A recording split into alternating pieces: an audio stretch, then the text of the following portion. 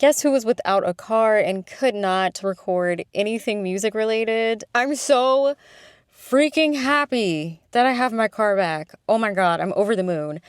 But while my car was in the shop, Ariana Grande dropped Eternal Sunshine. First of all, the cover for the deluxe in Apple Music, absolutely insanity. It's so freaking cool and pretty. I love the fact that it's like a collage of all of the different covers for the album. She dropped like 13, and I like all of them in their own special way, but it just looks so cool in Apple Music. I was so happy. But the album itself, oh my God, the actual album. Also, ignore my finger. I was shaving. I had a little incident. I still like my microphone though. So we're not gonna dwell on my finger accident, but about the album. Oh my God, okay, the intro smacked me in the face. To me, it really felt like you were opening a book. It was really welcoming, just taking you into the story. The harmonies were absolutely amazing. Nothing but swaying to the intro. It was so freaking pretty. I liked that it was different from Raindrops, because Raindrops does hit as an intro. But this one was beautiful and a great way to take us in. Bye is one of my favorites. I loved the disco feeling to it. Such a dancey song. Bye overall really made me want more of that disco sound, which we may not get, but Bye was a nice tease for that, I guess. And it felt really mature, especially with those synths. It felt like a nice callback to some of her older stuff where she used a lot of synths there. And I think this song is a great way to just show how much she's grown musically. It's celebratory, but you're also like, get the fuck out of my life. And I'm here for that. Ooh, Don't Want to Break Up Again. I feel like a lot of this album has that throwback 90s feeling to it, and I really enjoyed it. The chorus is always stuck in my head, and I feel like the low-key vocals really work for this song because we know she can sing, but I think it was really cool to have her not really doing too many vocal gymnastics here. Can we talk about the fact that she was enunciating in this album? Hello? I feel like it's a running gag with her because she has Broadway experience. I think the girl was enunciating. She wasn't really singing in cursive in this one. So I was like, oh my God, I can pick up what she's putting down. I feel like that's so shady, but I'm so sorry. It's kind of true. Her crying and then him turning up the TV. What the fuck is that?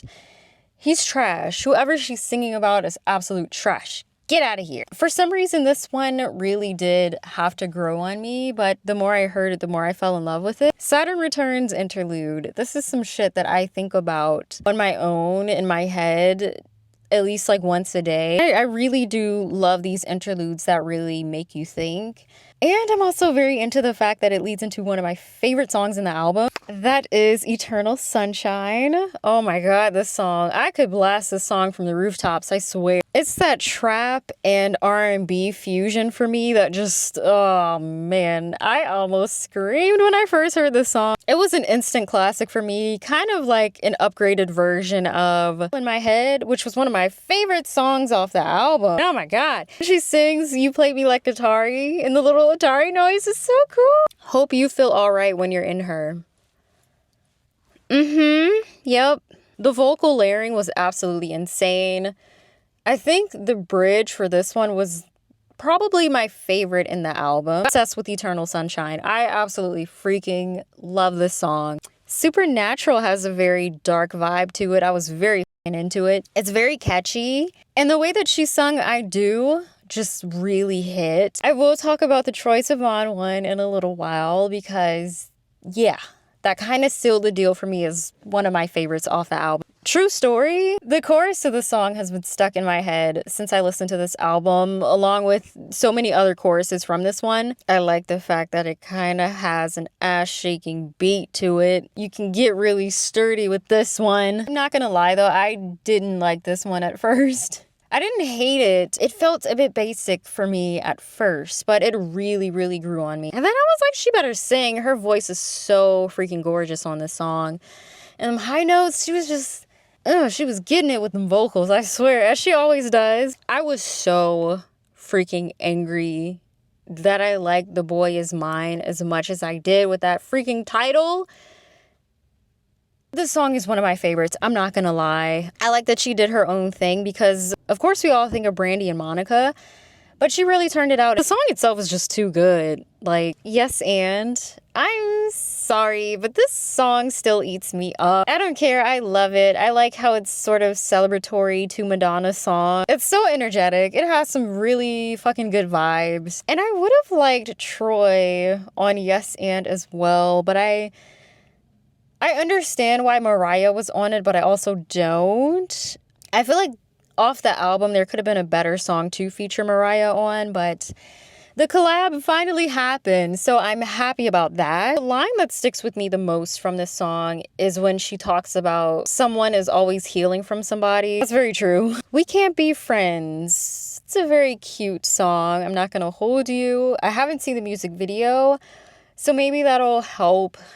But I can't lie, I'm not too crazy about this one just yet. It is kind of nostalgic to me and like those 2010s Tumblr days. But I love her voice on the bridge, and I also really, really am into that cinematic ending. So it's cute, but I don't know. She has to grow on me some more. I Wish I Hated You. Such a pretty song. Harmonies are absolutely insane. Her voice is so beautiful. I think her voice sounded very warm in the song. Kind of felt like a lullaby, but like a bittersweet lullaby. Ooh, Imperfect for You. I like the indie kind of sort of folk feel a little bit to this one. It makes me kind of want her to explore that sound a little bit more, but just like the disco sound from Bye, I don't know if she will. I'm obsessed with how everything perfectly aligns in this song. I would kill to hear this live. I absolutely would. Another one where I would blast it from the rooftops. I swear. Again, she didn't go too crazy vocally, but again, she didn't need to. And it's the fact that the chorus just sounds like a waltz. Imperfect for You, when she sings it, is slightly off key and not really perfect, is like the icing on the cake for this song for me. So yeah, it's so good. It's one of my favorites. I love this song so much. The horns at the start of Ordinary Things, so freaking cool. So was the late night feeling to the song. I don't need no diamonds, just your time. I feel that. I really, really do. And I love the grandma feature. It's so cute. And how she was talking about giving your significant other a kiss goodnight every night. So sweet. And I love how she said, if you don't feel comfortable doing that, you're not in the right place. And yeah, that means a lot. But it also means a lot to know that, yeah, you're totally comfortable and you're good. You are in the right place. I loved her being featured on this song at the end. Okay, so for Supernatural with Troye Sivan, I almost screamed. I'm pretty well on my way to becoming a Troye Sivan stan, I think. Something to Give Each Other was definitely one of my favorite albums from last year, so oh my god, when he came on this song, the harmonies, the way he was using his lower register to kind of play with her, oh my god. Like his voice, I need some sort of collab album or EP, please, with these two. I might like this version of Supernatural better than the solo version. I don't know yet. I don't know. I love Troy. The acoustic version of Imperfect for You was I keep saying everything is beautiful because it is. It's so pretty. When I was typing my notes for this album, my keyboard corrected it to Ineffective for You, and I thought that was pretty cool. The acoustic version of the song really feels like it was meant for a movie. It was giving me Hannah Montana, Can I Have This Dance from High School Musical 3 head ass. Like, in the best way. Just everything about it was gorgeous. It felt also like a Disney princess song. To see Halle Bailey singing this, it's a gorgeous, gorgeous, gorgeous song. And the funny thing is, I'm obsessed with guitars in general and just hearing them, listening to them. I sometimes am not into acoustic versions of certain songs, but the way this one built with the instrumentals, absolutely obsessed. Would not be skipping this on a full album replay. True Story acapella. Getting an acapella song from Ariana Grande is like a gift. Freaking voice. And the melodies that you can hear so clearly is like a journey. Low key, it kind of highlighted for me the fact that this is kind of feeding me Who the Fuck Did I Marry? Like, Legion, what the fuck, you know? I might have to go back and do a deeper dive into the lyrics. Yes, and with Mariah.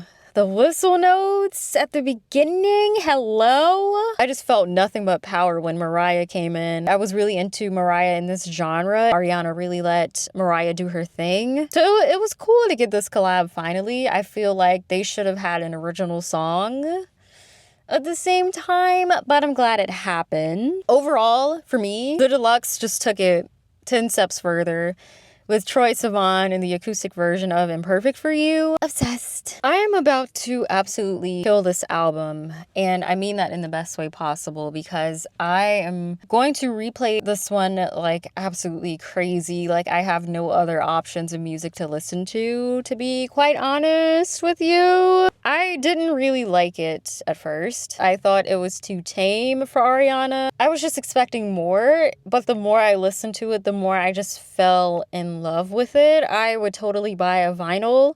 I'm scared to buy vinyls because I know I'm going to go absolutely crazy like I have with Funko Pops. This is probably growing to be one of my favorite albums from her because it's absolutely gorgeous. This mature R&B sound fits her like a glove, in all honesty. That's why I'm kind of sad. I want her to continue to experiment in different genres, but it just works, man. It's like peanut butter and jelly. It just vibes and you get magic out of it. Not that I eat peanut butter and jelly that often. I really don't. They just go well together.